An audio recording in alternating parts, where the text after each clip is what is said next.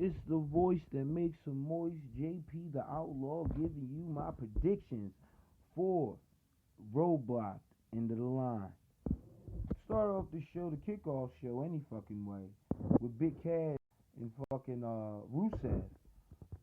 This is how I feel about this, okay? Big Cass and Rusev. I don't like this fucking.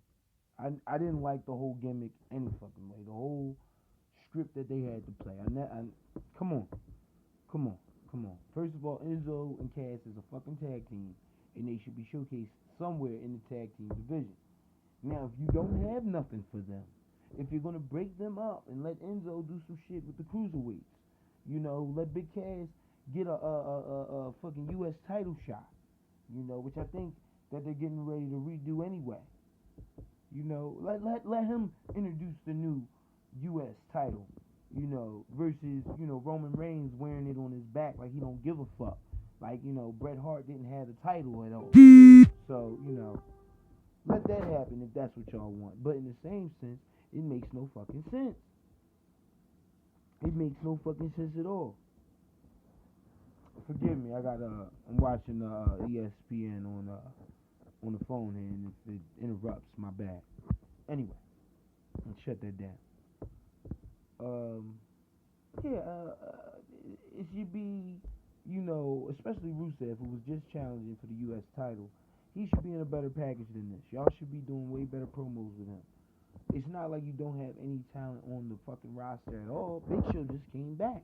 Where the fuck is he? Mark Henry was just on Raw. Where the fuck are they? Guaranteed he needs the rub from these cats. I heard he was just in a Brock Lesnar, Brock versus Brock Lesnar in fucking Mexico. Hasn't been seen on WWE programming in America since fucking Survivor Series. So, what's going on with that? You dig me? Like, you could be using Rusev in a whole different way. The Bulgarian Brute.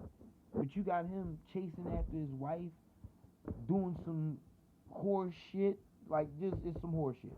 You got him chasing after her? Like, come on. He should be chasing after titles. He should be beating cats down brutally. But if I gotta call this, and which I will, I got Big Cass winning this only because of what happened via the Raws. It's kind of like Lana was fucking with Enzo, luring him in so Rusev can do this. But it was never really no revenge on that. Big Cass, came out, interrupted a couple of times. I would put Big Cass over because God knows they need a win some fucking where. If it was me, if I was booking it, I would put Big Cass over. Let Rusev eat a loss because he can afford to eat a loss. He's already at the top of the mid card, and with being at the top of the mid card, who can really contest you? Nobody. So there you go. That's what I would do with them two. Them two alone. Moving on, the next match is Rick Swann versus TJP. Okay, and Brian Kendricks. The cruiserweight titles on the line in this match. I got this match actually being, if not the best match, like the second best match of the night. The second best match of the night. Only because I like what Rick Swann does in the ring, and I also like what TJP does in the ring. But the common denominator there is Brian Kendricks. Brian Kendricks does not wrestle their style of wrestling. He's more of a ground wrestler. So it would be surprising to me if WWE likes that, which they do. That's why they gave him the title after TJP, who also has a ground type based wrestling, but he's also known as a high flyer. You get what I'm saying? He can roll. He can get technical in the ring, but I would think they would go with Daniel Bryan. But in the same sense, Brian Kendricks. Him and Daniel Bryan are best friends. That's why I keep calling him Daniel Bryan. So Brian Kendricks. But if I had to put my money on it, I would go with TJP. Only because he just cleared up all his shit. He's officially back with the WWE. And, there's nothing wrong with getting a title on Rick Swann. You can always give him another title shot. And, this title change just until you figure out what the fuck you're going to do with them. What are you going to do with the cruiserweights? Figure that shit out first. And then go on to, okay, these are the guys, my front runners. This is the face of this division. These are the guys, these are 3 guys that you'll see. Just like they did with Roman Reigns and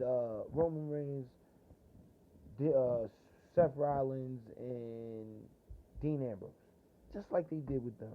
When they was flip-flopping title shots left and right and all that good shit for the year 2015.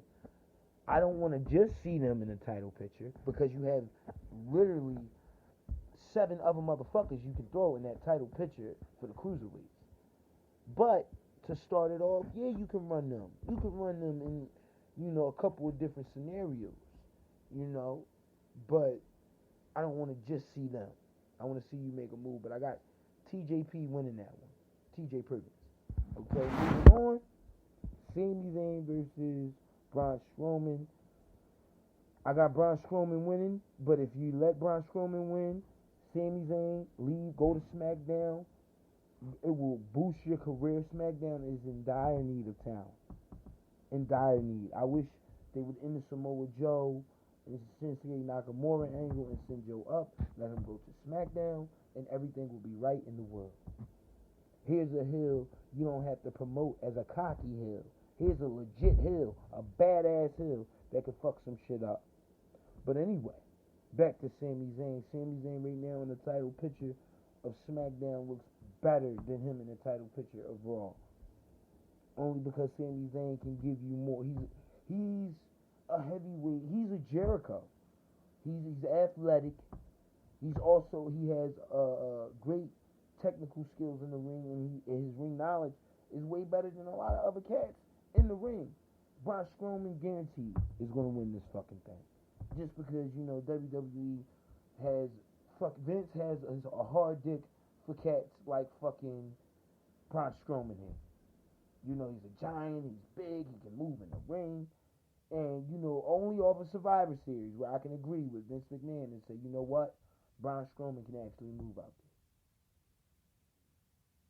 That's the only time where I agree with Vince completely. But if that's my predictions for that match. I believe if, again, you go with Braun Strowman, you got to ship Sami Zayn over to SmackDown. It just doesn't make no sense. Okay, moving on. Cesaro and Sheamus versus the New Day for the tag team titles. Now, this past Monday, the New Day just broke the record for the longest reigning championship. Everybody knows the story. The only African American team to do this ever. And what baffles me now is that this record has just been broken. But I think back on all the good teams that they had, like fucking the Union. Tell me you wouldn't want to see Farouk and them, fucking Godfather, D'Lo Brown. Godfather and D'Lo Brown hold that title for as long as the New Day did. But again, not saying anything, the New Day in their own right has earned that fact to be called the longest reigning champion.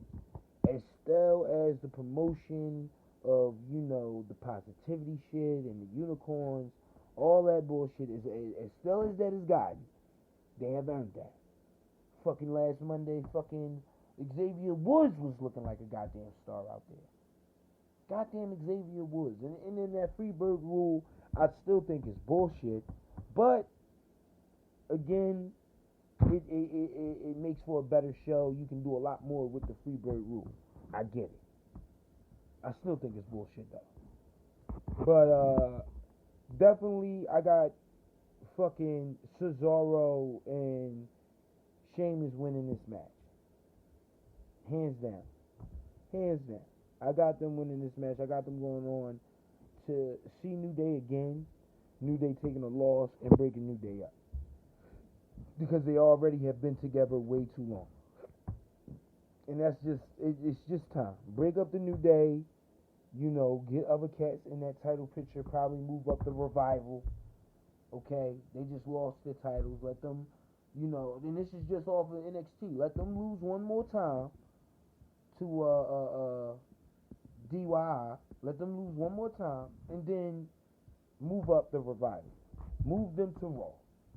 Because Lord knows they need teams over there. And then let the Revival fight for the title because they're hot right now. And you need to push that. Just like you didn't push Enzo and Cass. You need to push that. Hell, even getting Enzo and Cass a fucking title shot. Opportunity. The fucking club could run for the tag team title. Whatever. Make them motherfuckers credible again. And it ain't like you ain't got no building teams. Golden Truth. Fucking the real estate Puerto Ricans. You got them over there. I forget their names. That's how important they are. I don't even fucking remember their names. But you could definitely build with the New Day losing the titles. And breaking the New Day up. Each one of those men, Xavier Woods, could be thrown inside of the cruiserweights. Give him a title shot. Fucking, you can move Kobe over to SmackDown and somehow miraculously get the title on his waist. Big E can stay on Raw and go at it with Braun Strowman. There you go. Just ideas. Something to start with. Jericho and Seth Rollins. Seth Rollins, I want to win this match, but I got a feeling they're going with Jericho with an interruption from Triple H. And I got this being the best match of the night just because the way both these men perform. And Jericho can go in the ring, Rollins can go in the ring. I would love to see this match. And Jericho in his prime, Rollins in his prime. I would have loved to see this. But again, you know, if we could turn back time, as they say. And the match of the night, Kevin Owens versus Roman Reigns for all the gold, I guess, I would believe.